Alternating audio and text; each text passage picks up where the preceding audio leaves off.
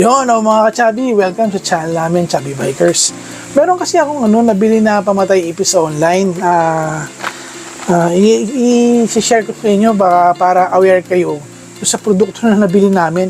Parang hindi siya gumagana. Hindi ko lang kung gumagana o hindi siya gumagana kasi may mga may mga ipis naman ako nakakitang patay dun sa tabi kung saan ko nilagay yung produkto na yun. Pero yung isang lugar na kung saan maraming ipis na tumatambay doon sa may alulod namin, doon sa shop, nung naglagay ako doon sa may ilalim nun, nawala sila. Pero parang isa o dalawa lang nakita kong ipis na namatay mula nung nilagay ko yung produkto na ito yung papakita ko sa inyo. Ito yun, baka nakikita nyo to sa mga bilihan sa online, yung katulad ng Shopee o Lazada. Bumili kami ng ganito, mga isang buwan na. Sinubukan ko muna kung talagang gagana kasi sa mga comments, pinatagal daw nila, may mga namatay naman, pero ito sa amin, siguro isa o dalawa lang ata o tatlong namatay na ipis. Pero wala na ako nakikita doon sa kung saan yung mga lugar na pinaglagyan ko ng produktong ito. Ito yan kulay itim siya sa mga ka-chubby.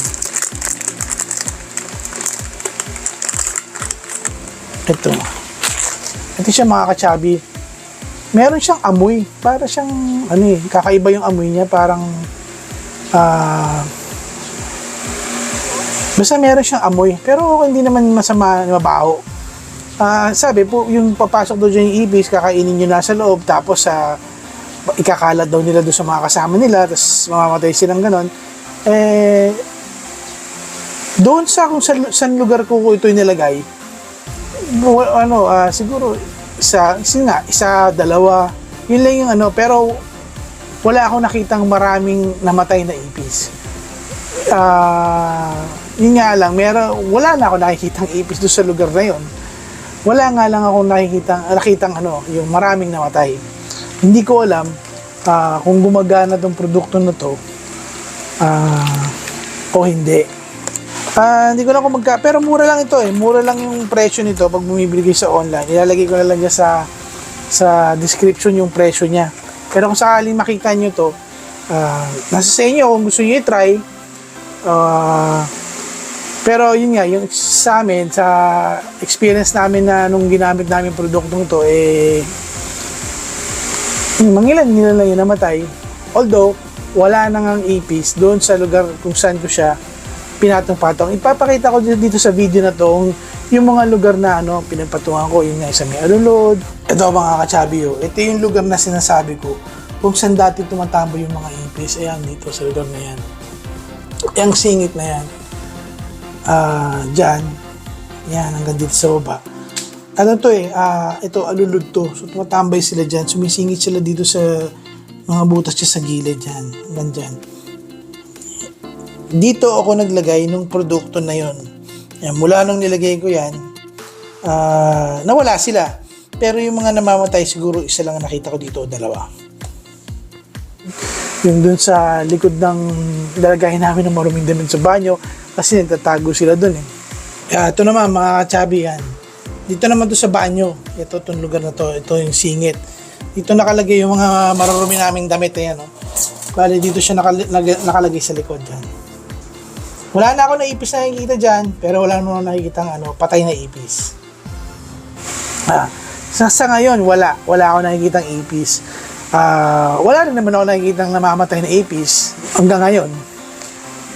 Pero nung nailagay namin ito nung umpisa, yun nga, after mga siguro 2 weeks ata yun, meron naman namatay, yung isa o dalawa, tatlo, yun lang, wala nang iba. Pero isisingit ko sa video na to, yung mga na-picturean ko at videoan ko na ipis na namatay mula nung naglagay ako ng ganito. Nasa sa inyo na yung mga ka-chubby kung gusto nyo subukan itong produkto na to. Hindi ko siya masasabing garantisado, hindi ko rin siya masasabing garantisabog. Kasi bakit na wala ipis doon sa mga lugar na maraming ipis? Pero wala naman ako nakikita mga patay. Yung nga, isa o dalawa lang namatay. Baka siguro gumagana nga yung pag kumain sila doon sa lason, dadali nila doon sa lugar nila, tapos sila doon sa lugar nila mamamatay. Pero nasa sa inyo kung gusto nyo subukan. hindi ko siya hindi ko alam kung may re-recommend ako ba to o hindi. Pero sinubukan namin para sa akin parang hindi siya gumagana na katulad nung nakikita ko doon sa mga advertisement na sa mga online platform, di ba? May mga ads na ganito doon. Marami namamatay na ipis, ganyan. Sa experience namin hindi ganoon na nangyari. May namatay, oo, pero hindi yung madaming nakikita namin patay doon sa katulad sa mga ads. Kaya nasa sa inyo po kung gusto niyo subukan o hindi. O yun mga ka-chubby, medyo matagal din akong hindi nakagawa ng video. Siyempre yun, sana makarecover na tayo doon sa nagdaan na mga pagbaha.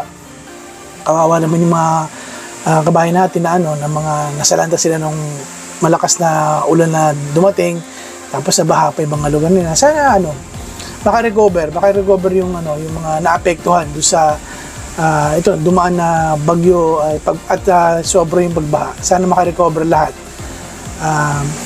At sana magpahinga na siguro yung bagyo na may mga parating na bagyo, medyo magpahinga muna sila.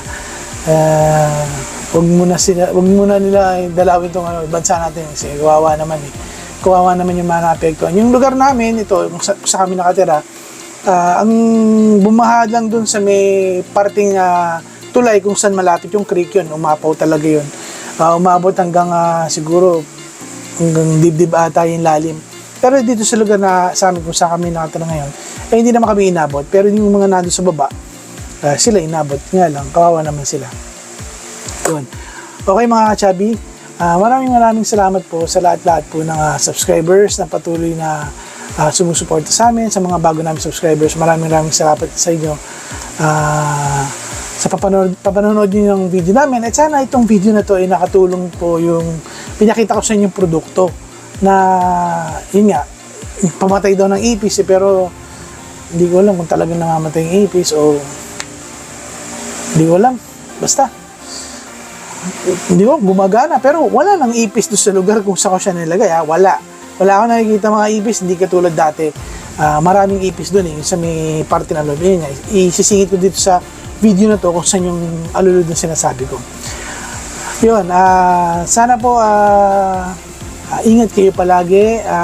Kita-kitsa lang tayo sa susunod kong video na ipapakita sa inyo. Meron kasi akong gustong i-video na meron akong nabili ulit online para naman to doon sa mga sa mga namumroblema sa mga e-bike nila. Alam mo yung hipuan nila o yung e-bike nila ay tinutulugan ng mga pusa o iniihian ng pusa. Meron ako nabiling produkto na anti-pusa.